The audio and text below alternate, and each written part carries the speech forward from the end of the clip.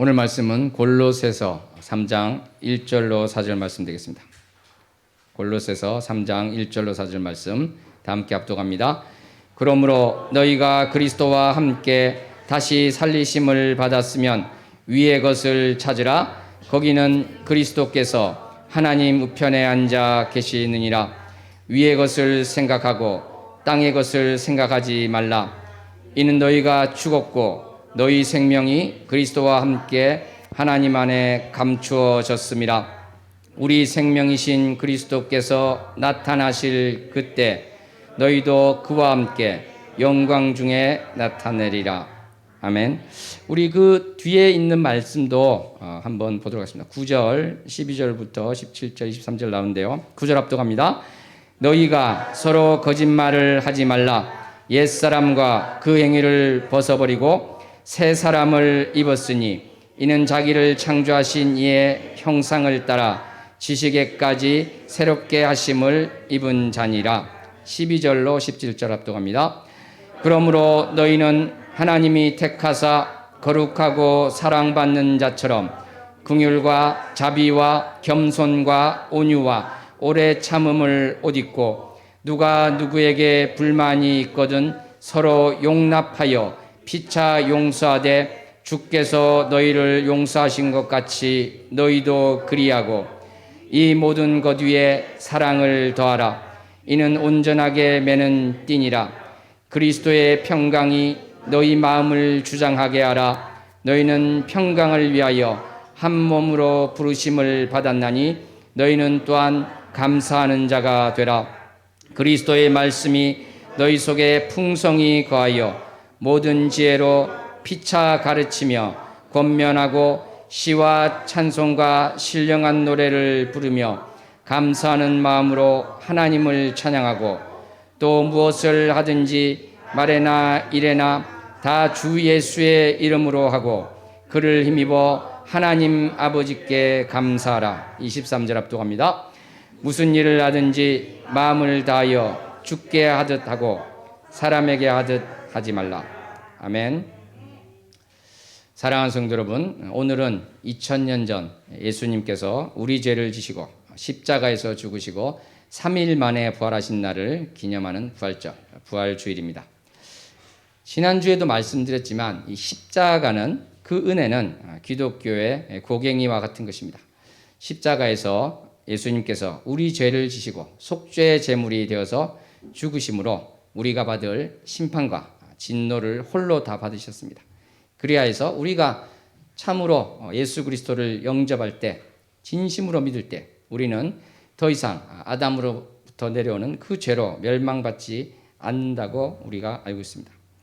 이 십자가의 공로가 참으로 기독교의 핵심이다 이렇게 우리가 말씀드렸고 또 알고 있는데, 부활절은 어떤 의미가 있는 것인가? 이 부활, 예수님의 부활은 어떤 의미가 있는가에 대해서 함께 은혜를 나누고자 합니다.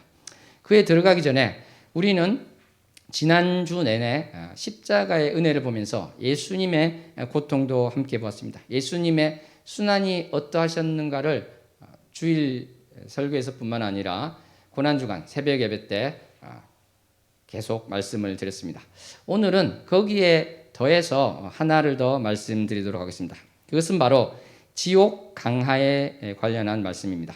우리가 매주 주일 예배 때 암송하는 사도신경에는 어떻게 나오고 있습니까? 십자가에 못 박혀 죽으시고 장사한 지 사흘 만에 죽은 자 가운데서 다시 살아나시며, 그러니까 장사한 지 사흘 만에 부활하신 것으로 바로 연결되고 있는데요. 여러분들께서 어떤 영어 성경에 안쪽 면에 있는 사도신경 영어로 된 걸 봤으면은 아마 깜짝 놀라신 분도 있을 것입니다. 왜냐하면 장사되시고 지옥으로 가셨다, 지옥으로 내려가셨다 이러한 표현이 있기 때문에 그렇습니다. 어떤 사람은 이 지옥이란 말이 무덤이라는 말로 해석할 수도 있기 때문에 무덤에 가신 것이다 이렇게 이야기하지만, 우리 교부들과 장깔뱅 같은 종교개혁가 이들도 이것은 지옥으로 봐야 된다 이렇게 해석하고 있습니다. 그래서 영어에도 hell 해서 바로 지옥으로 나오고 있는 것이죠. 우리에게 좀 낯선 생각이기도 합니다. 왜냐하면 우리나라에서는 어찌된 까닭인지 그것이 이제 빠졌기 때문에 그런 것이죠.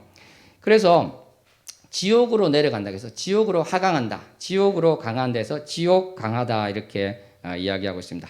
종교개혁가 장깔뱅도요. 자신의 책 기독교 강요에서 이 구속 성취에 관련해서 이 지옥 강화를 결코 생략해서는 안 된다. 그렇게 이야기를 하고 있습니다. 그것을 받아들이기를 주저한다면 우리 구속, 우리를 구원하는 데 있어서 그것이 차지하는 것이 얼마나 큰 것인가.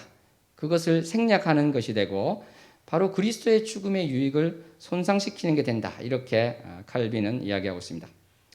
왜 그렇습니까? 바로 예수님께서 죄가 없으신 그분께서 우리 인간이 받을 그 모든 고통을 다 받으셨는데 바로 지옥 권세라는 것, 그 영원한 죽음의 공포에도 가까이 다가가셨다는 것입니다.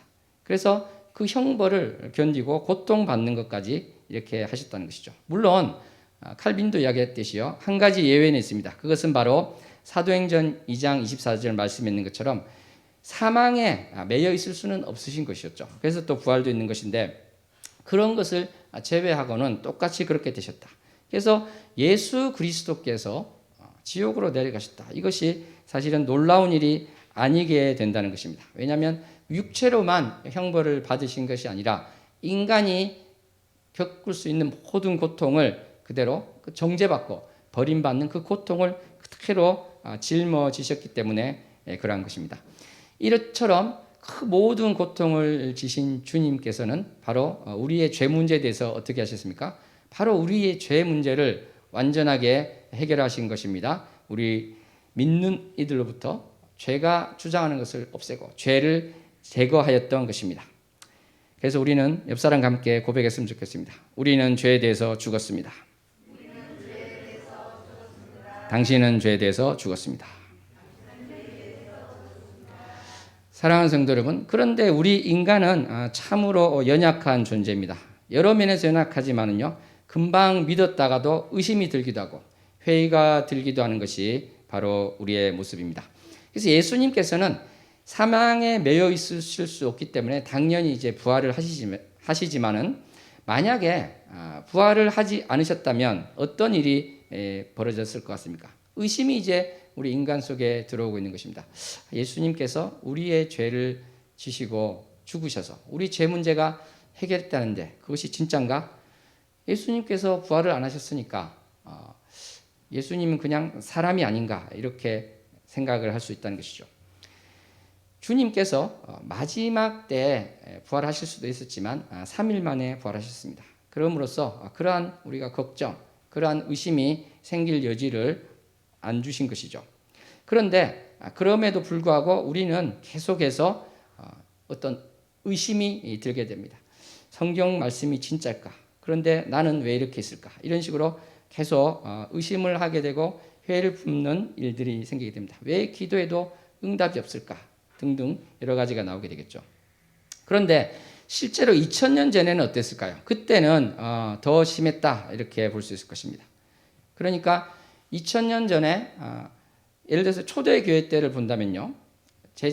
바로 제자들이 아니라 초대교회에서 그 제자들로부터 복음을 듣고 이제 교회에서 크리스찬으로서 생활을 합니다. 그런데 이런 우리가 지금 생각하고 있는 아까 말씀드린 의심이 든다든지 어떤 믿음이 약해져 갈 때 그들은 어떻게 행했을까요? 유대교로부터 영향받은 사람들은 우리가 조상들이 드리던 제사를 지내지 않아서 그런가? 거기서 규정대로 하라는 것을 안 해서 그런가? 그런 식으로 해서 과거로 다시 돌아가려고 유턴을 하려 하기도 한다는 것이죠. 그랬을 때 예수님께서 이 부활하셨다는 것을 이야기해서 그것을 다시 한번 생각해보고 그것을 믿게 된다면 그렇지. 예수님께서 부활하셨다는 것. 정말 죽으시고 끝난 것이 아니라 부활하셨다는 그것을 내가 잊지 말아야지 이렇게 될 수 있다는 것입니다. 더 멀리 가서 제자들 입장에서 보면 어떻게 되겠습니까?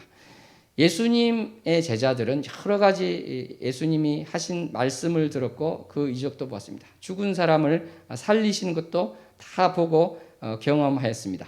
그럼에도 불구하고 이들은 어떻게 됐습니까? 바로 예수님을 저버리고 뿔뿔이 흩어졌던 것입니다.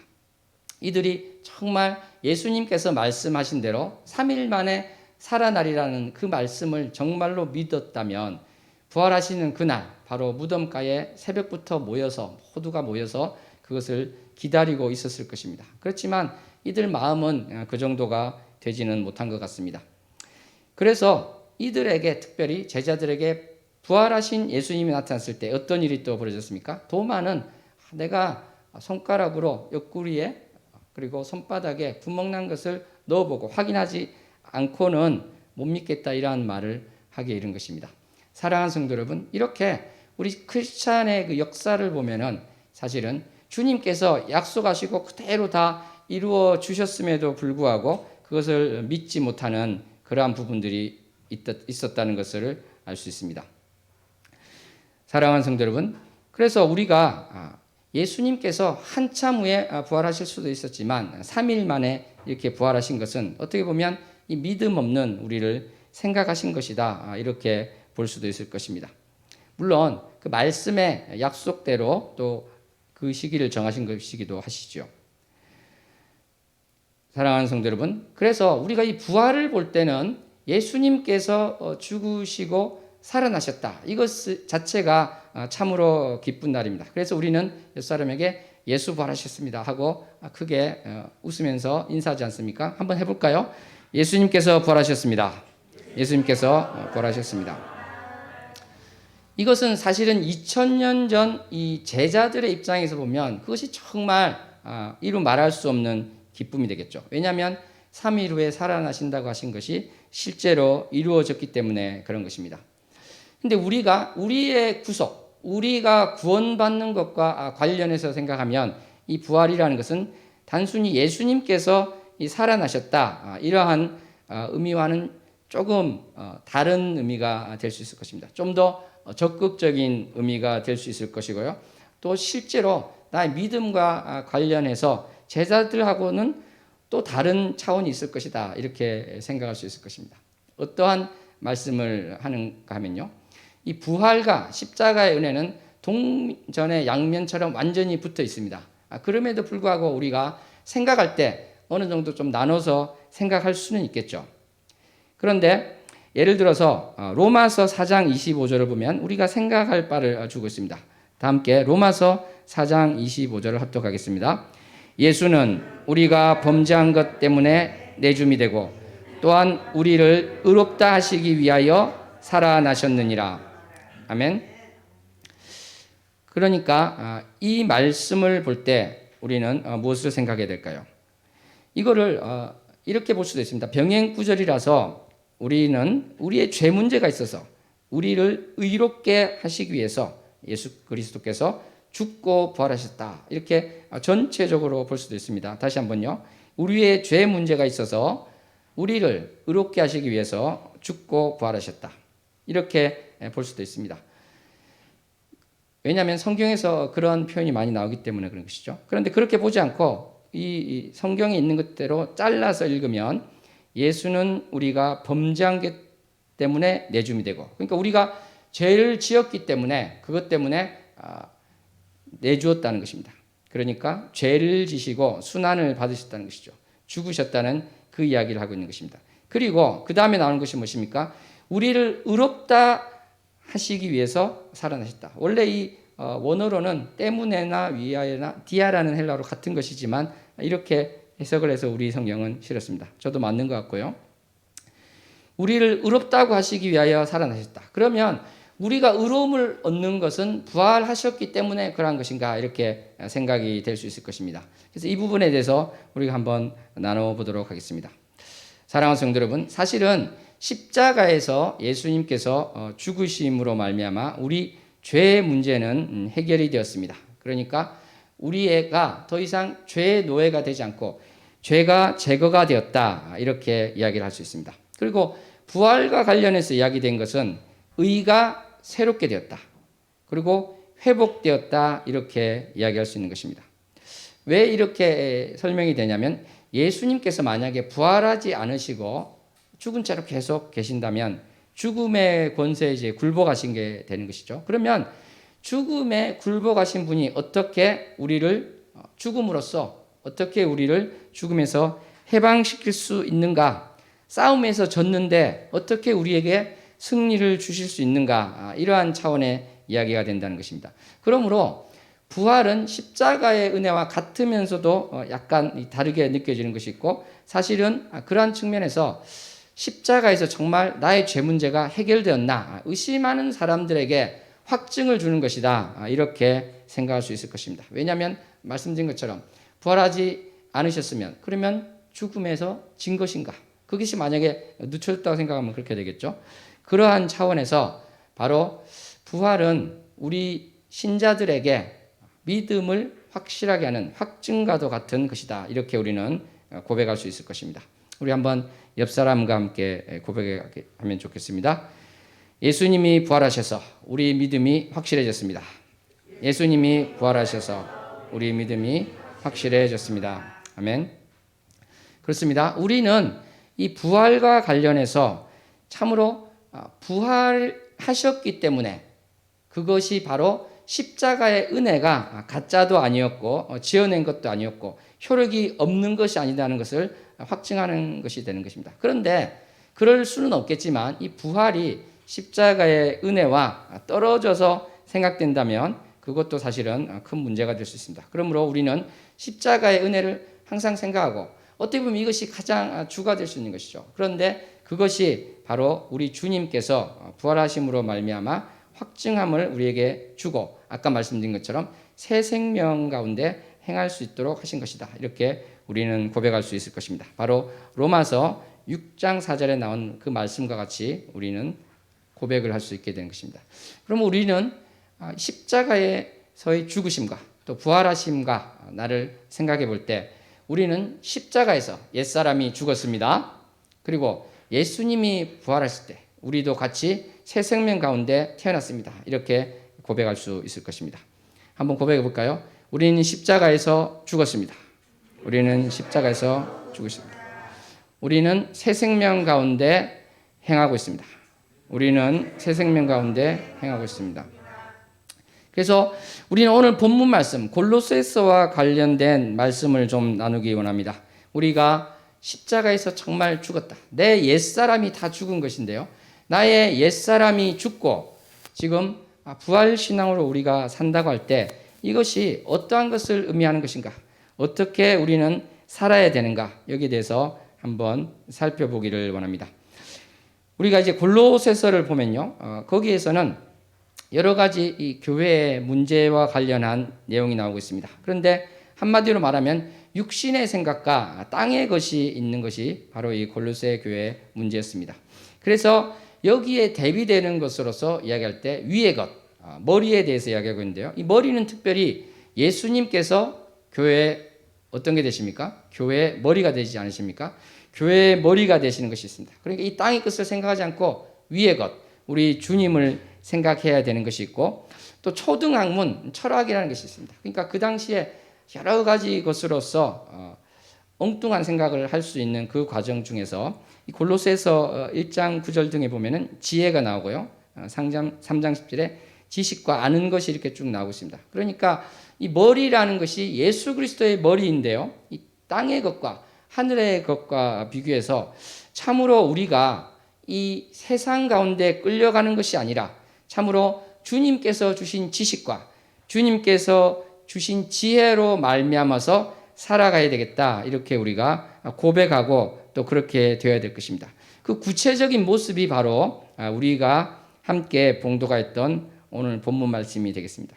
그 내용을 보시면 우리가 자라난다는 것을 볼 수 있고요, 열매를 맺고 옷 입는 그러한 내용들을 볼 수 있습니다. 우리가 예수 그리스도로 옷 입었다, 이것이 우리 신자의 참 귀한 고백이 될 텐데요. 그것은 내가 비록 여전히 죄인이지만 예수님께서 그리스도로 옷을 입혀 주셔서 의롭다, 이렇게 불러주신 것이 되는 것이죠. 그러니까 내 형편이 너무 보잘것없고 내가 여전히 죄 가운데 살고 있어서 좌절되고 낙담되고 내가 정말 그리스도인이 맞나, 이렇게 고민될 때도 어떠한 우리가 보증이 있다는 것입니까? 바로 부활하신 주님께서 그리스도로 옷을 입혀 주셨습니다. 옆 사람에게 한번 고백했으면 좋겠습니다. 당신은 그리스도로 옷을 입고 있습니다. 당신은 그리스도로 옷 입고 있습니다. 아멘. 그런데 우리는 이 그리스도로 옷 입고 있다는 것에 대해서 좀 더 구체적인 모습, 구체적인 내용들을 오늘 이 골로새서 말씀에서 볼 수 있을 것 같습니다. 그렇게 되지 않는다면 가장 이 신앙에서 문제가 무엇인가 하면요, 어떤 구호가 돼버려서 내용은 하나도 없고 말은 열심히 반복하는데 그 내용이 하나도 없고 삶이 변화가 전혀 안 되는 그런 일이 있을 수 있다는 것입니다. 그런데 여기에 대해서 분명히 골로새서 말씀은 지적하고 있습니다. 1절 말씀을 보시면 어떻게 되어 있습니까? 1절 말씀 다 함께 합독합니다. 그러므로 너희가 그리스도와 함께 다시 살리심을 받았으면 위의 것을 찾으라. 거기는 그리스도께서 하나님 우편에 앉아 계시느니라. 위의 것을 찾으라고 하고 그리스도께서 하나님 우편에 앉아 계신다는 말씀을 하고 있습니다. 제자들의 입장에서 보면요, 2000년 전에 예수님께서 잡히셨습니다. 그때 충격이 됐겠죠. 정말 전능하신 분 같고 사람도 살리는 이분이 잡히셨어요. 따라가 봅니다. 혹시 또 기적을 베푸셔서 풀려나실까? 그렇지 않습니다.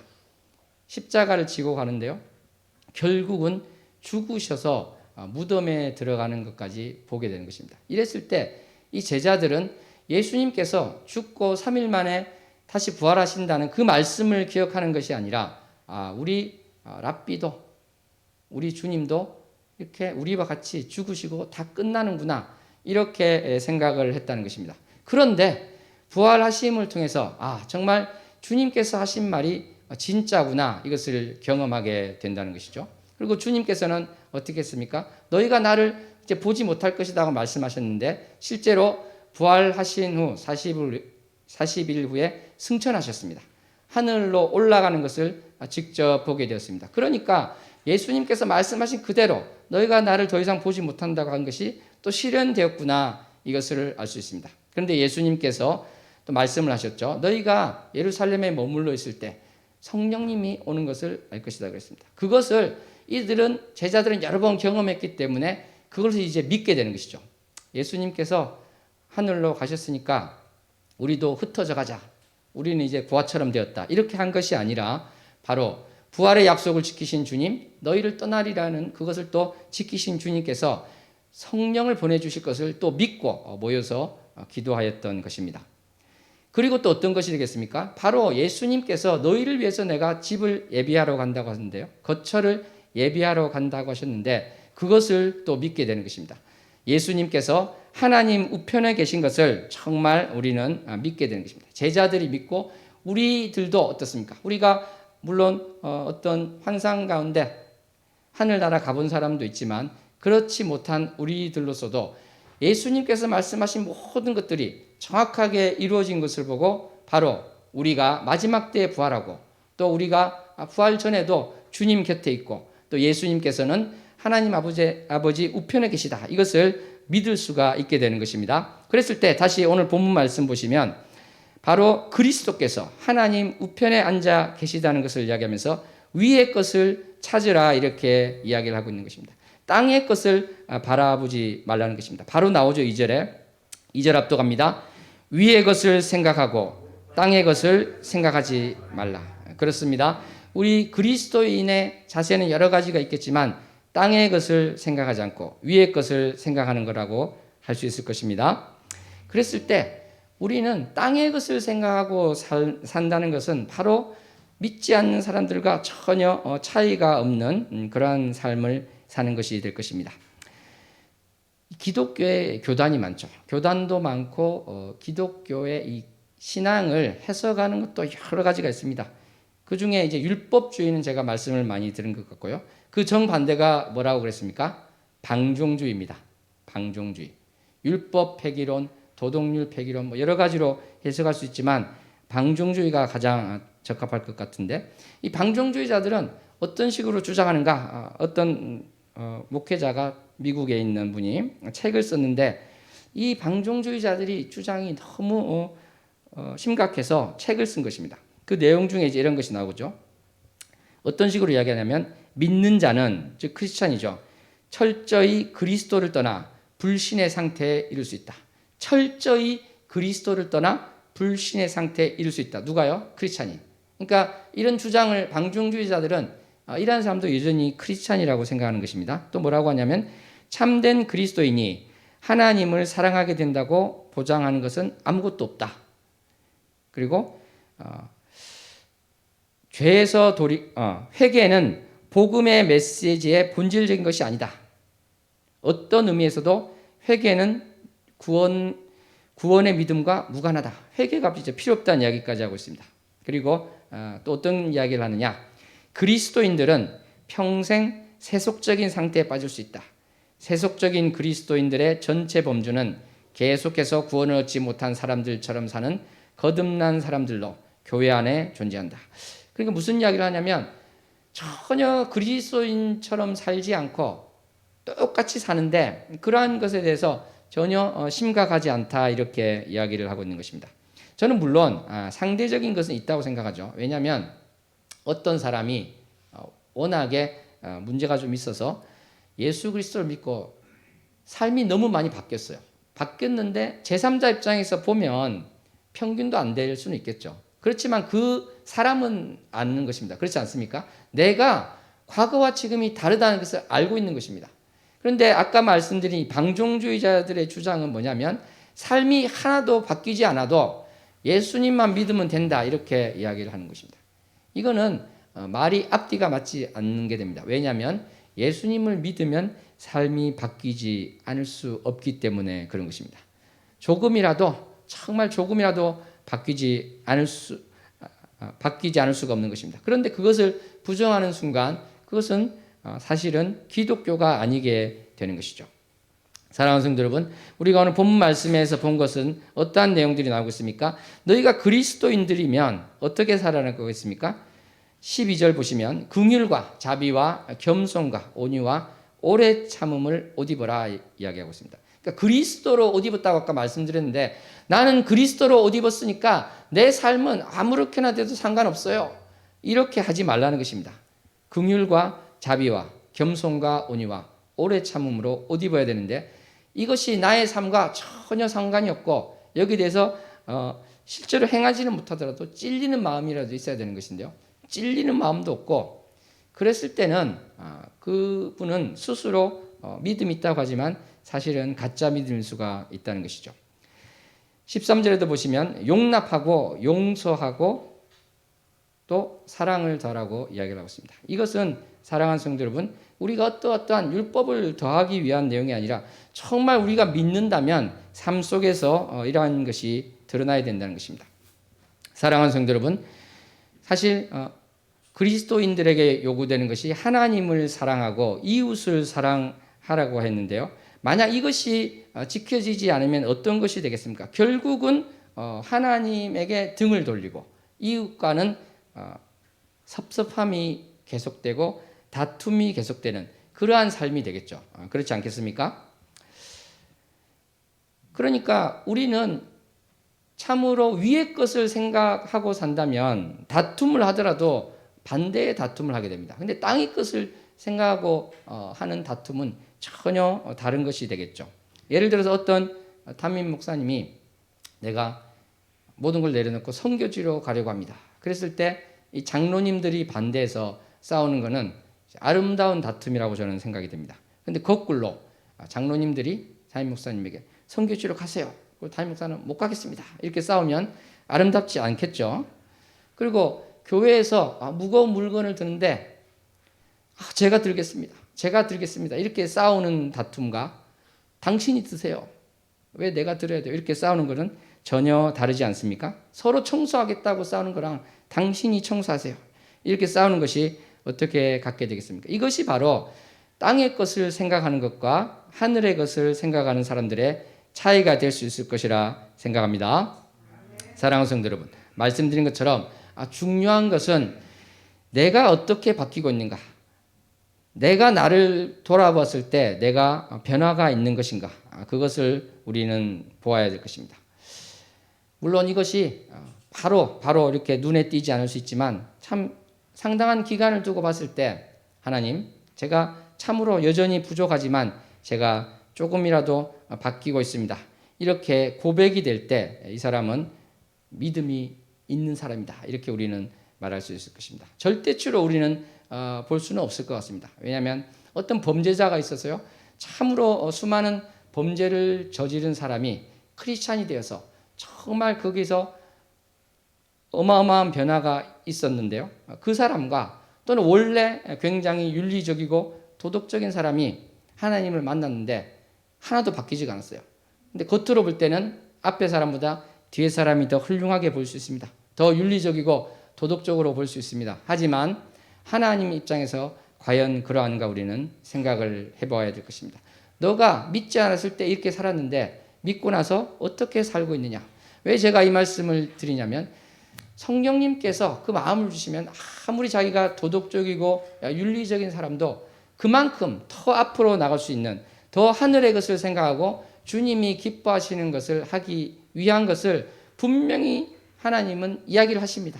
그것을 이야기하시는데 그것을 하나도 순종하지 않고 그래서 전혀 바뀌어지지 않았다면 그것은 겉으로 볼 때는 훌륭한 사람으로 보일지 모르지만 하나님이 볼 때는 너의 삶은 믿었을 때와 믿지 않았을 때가 전혀 변화가 없다, 이렇게 말씀하실 것입니다. 사랑하는 성도 여러분, 그러므로 우리는 이 옛사람을 끊어버려야 되는 것인데요. 이 옛사람은 방금 말씀드린 것처럼 사람마다 다양합니다. 사람마다 똑같을 수는 없어요. 그렇지만 우리가 정말 주님께서 주시는 것으로 할 때는 정말 주님께 고백할 때, 그렇습니다. 주님, 나에게 여전히 옛사람이 있었습니다. 이렇게 고백하는 것이 참으로 매일매일 쌓이게 될 수도 있다는 것입니다. 그래야 했을 때 아까 말씀드린 회개가 필요 없는 삶이 아니라 회개가 계속 필요한 우리의 삶이 되는 것입니다. 물론 예수님을 믿는 회심, 그거는 한 번이지만 이 회개는 크리스찬의 삶 가운데 계속되어야 되는 것입니다. 그것이 없다는 것은 내가 스스로 하나님이 되는 것이다. 여러분, 이렇게 생각을 하셔야 될 것입니다. 옆 사람에게 고백합니다. 그리스도인은 회개해야 합니다. 그리스도인은 회개해야 됩니다. 그래서 우리가 이웃에 대해서 문제가 생길 때 사실 따지면은 얼마나 자기가 맞는 게 많겠습니까? 그렇지만 그 이웃을 왜 하나님께서 붙여주셨을까? 그것을 생각해 볼 때는 하나님께서는 그 이웃을, 그 가까이 있는 사람을 불쌍히 여기라고 하시는 것입니다. 타산지석으로 또 삼으라는 것입니다.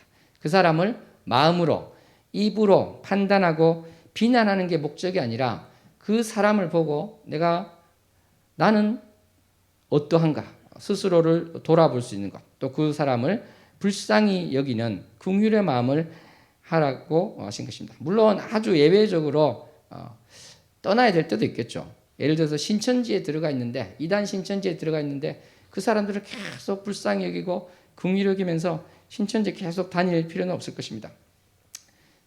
과감히 이제 떠나는 이단과 같은 경우에 그러한 것이 있지만, 우리가 인간관계에 있어서 나는 저 사람이랑 다툼을 했으니까 저 사람이랑 이제 만나지 않겠다, 이런 식으로 되어서는 안 된다는 것입니다. 그 사람을 붙여준 이유가 있을 것이다.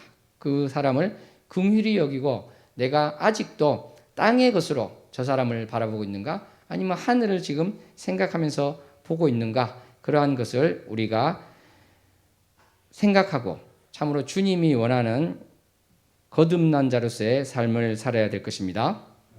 내가 어떠한 일을 취할 때, 이득을 취할 때 이것이 정의롭지 못한 방법으로 되고 있을 때 하나님께서는 지적하실 것이고, 여기서 또 과감히 돌아서는 것이 필요할 것입니다. 사랑하는 성도 여러분, 누가복음에서 예수님께서 선한 사마리아인에 비유해서 쓰러져 있는 강도 만난 사람에 대한 이야기를 하셨습니다. 사실은 나를 힘들게 하는 사람, 나와 문제가 있는 사람, 내가 도저히 견디지 못할 사람, 그분은 쓰러져 있지는 않죠. 말도 하고 움직이죠. 그렇지만 사실은 쓰러져 있는 분입니다. 그분은 불쌍한 사람이고 안아줘야 되는 사람이고 내가 다가가서 이웃이 되어줘야 하는 사람입니다. 바로 우리가 주님께서 하신 그 말씀을 생각하고 내가 판단하고 지적하는 것이 아니라 다가가서 손을 잡아주고 안아줄 수 있기를 소원합니다. 오리겐이 이런 이야기를 한 적이 있습니다. 우리가 아직 모든 행위에 있어서 옛사람을 버리지 않고, 옛사람이라는 것은 믿기 전에 나의 그 모든 그런 것이 되겠죠. 옛사람을 버리지 않고 불의한 가운데 살고 있다면, 그러면 그리스도께서는 우리를 의롭게 하시기 위해서 아직 살아나지 않으신 것입니다. 이렇게 얘기했습니다.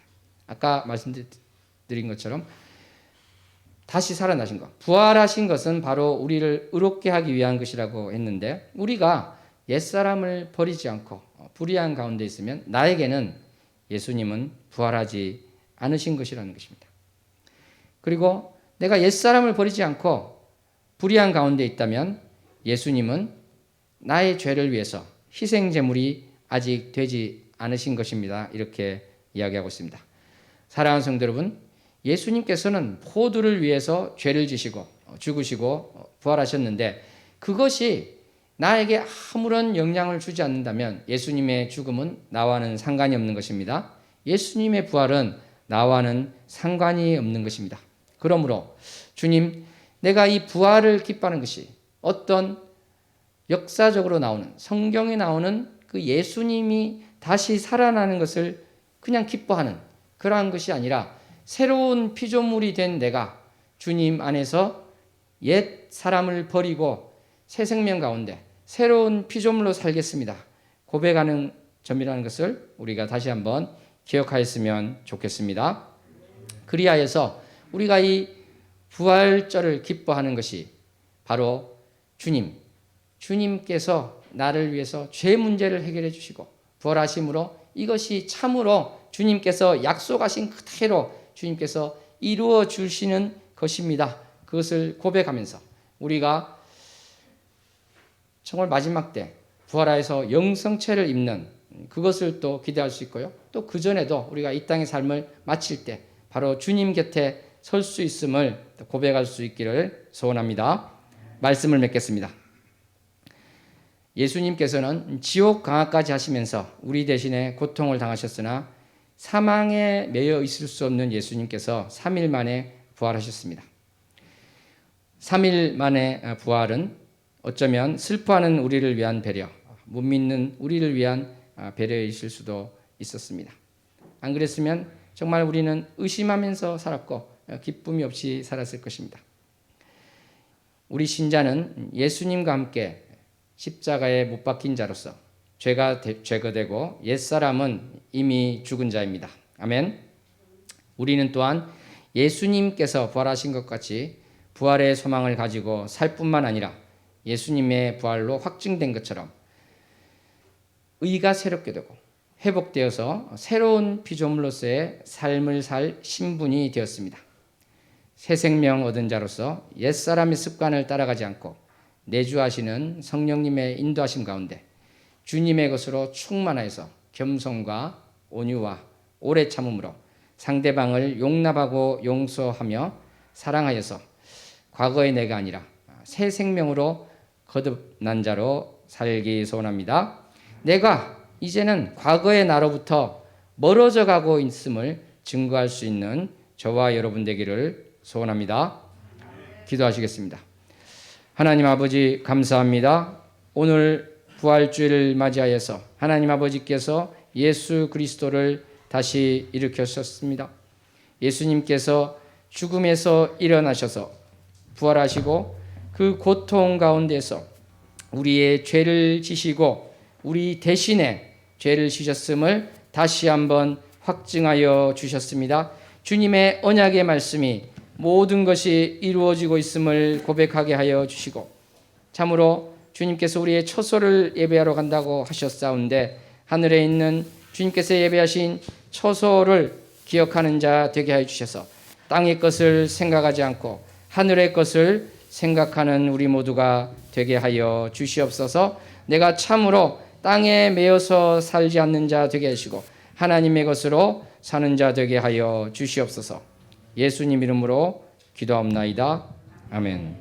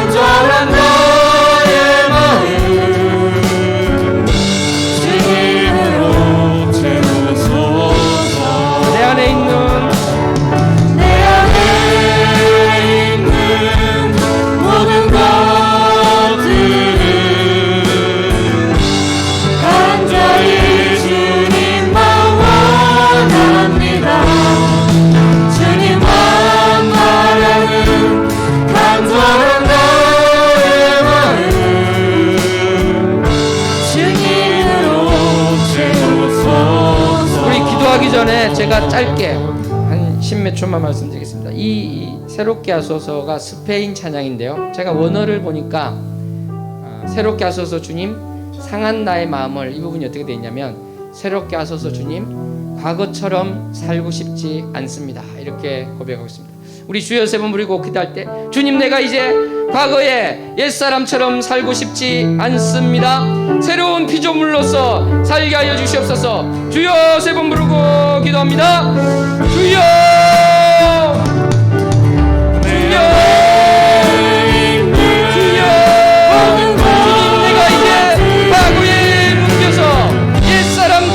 살지 않기를 원합니다.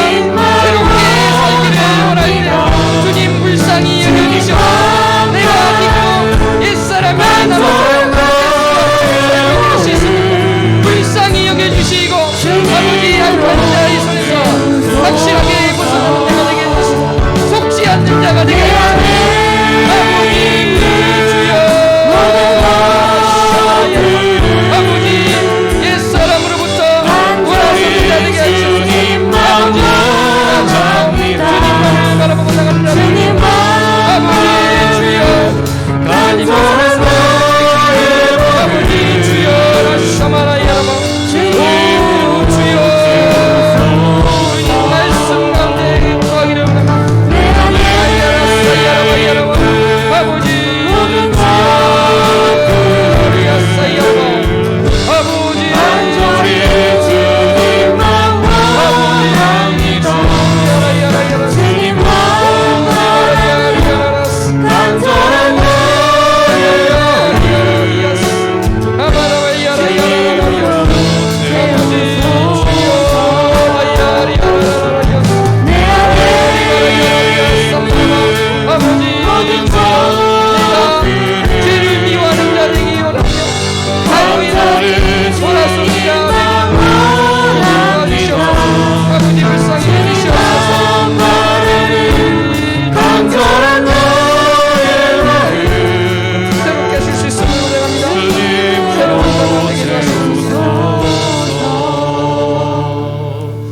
한 번 더 기도하기 소원합니다. 사랑하는 성도 여러분, 여러분은 알고 계십니다. 하나님이 어떠한 것을 하기를 원하는지 알고 있는데 하고 있지 않습니다. 그랬을 때 우리가 정말 마지막 때가 되었을 때는요, 결국은 하나님께서 말하신 것을 거부하였을 때 그것이 바로 가짜 믿음이 된다는 것입니다. 왜냐하면 믿음이 없는 것과 아무런 차이가 없게 된다는 것입니다. 그런데 지금 결단하고 내가 주님께서 나에게 말씀하신 대로 살겠습니다, 그렇게 했을 때, 내가 돌아봤을 때 이것이 진짜 믿음이었군요, 고백할 수 있게 된다는 것입니다. 여러분 속지 마시기 바랍니다. 입술로 그냥 누구 따라서 고백한 것, 그냥 방언하는 것, 그래서 구원받았다, 속지 마시기 바랍니다. 내 삶에 주님의 지시에 전혀 순종하지 않을 때,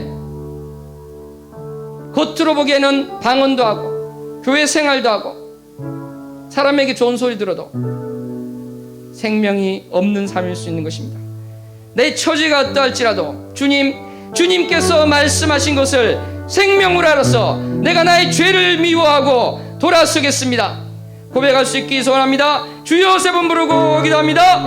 주여, 주여, 주여. 주님 내가 방언을 한다고, 교회 출석을 한다고, 내가 무엇을 한다고 구원을 받는 자님을 고백하기를 주님께서 말씀하시는 가운데 손가락 하나도 까딱하지 않는 나의 주님께서 나를 위하여 고백하게 해주시고 주님 사랑합니다.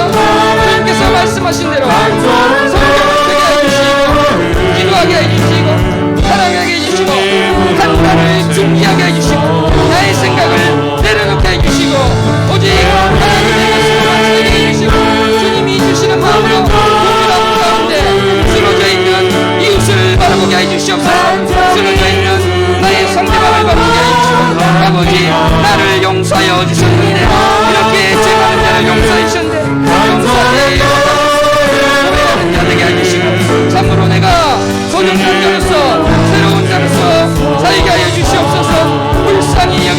주셔서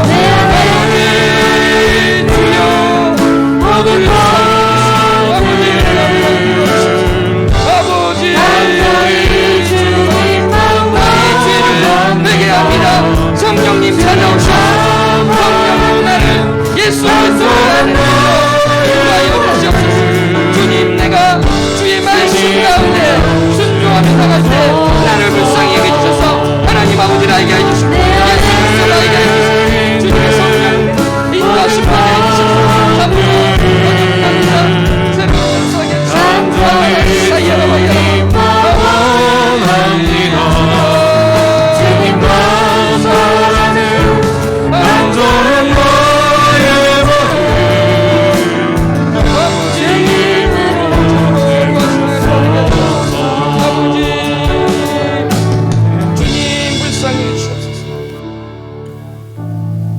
하나님 아버지, 십자가 은혜 교회 성도 단 한 명이라도 주님의 심판대 앞에서 눈물을 흘리며 지옥으로 떨어지는 자 없게 하여 주시옵소서. 그를 위하여 착각하지 않고 속지 않는 삶을 살게 하여 주시옵소서. 내가 참으로 돌아봤을 때 진짜 믿음이었습니다 고백할 수 있는 삶을 살게 하여 주시고, 방종주의에 물들어 있다면 과감히 돌아서서 참으로 주님을 향해서 미약한 발걸음이라도 옮기는 자가 되게 하여 주시옵소서. 오늘의 이 미약한 발걸음이 주님 곁으로 가는 내가 됨을 확인하게 하여 주시고, 참으로 아직도 예수님을 모르겠습니다 눈물로 기대하며 주님께 매달릴 때 주님께서 폭포수와 같은 은혜를 부어주셔서 얼마나 주님께서 사랑하셔서 이곳으로 불러주셨는지 그 삶의 여정 가운데 하나하나를 알고 계신 주님께서 얼마나 애타게 기다리셨는지 알게 하여 주시옵소서. 그리하여서 우리의 삶이 오늘 부활하신 주님을 기뻐하며 부활 소망을 가지고 사는 자 되게 해주시고, 죄에 대해서 죽고 예수 그리스도에 대해서 산 자로서 새 생명을 가지고 새로운 피조물로서 살게 하여 주시옵소서. 예수님 이름으로 기도합나이다.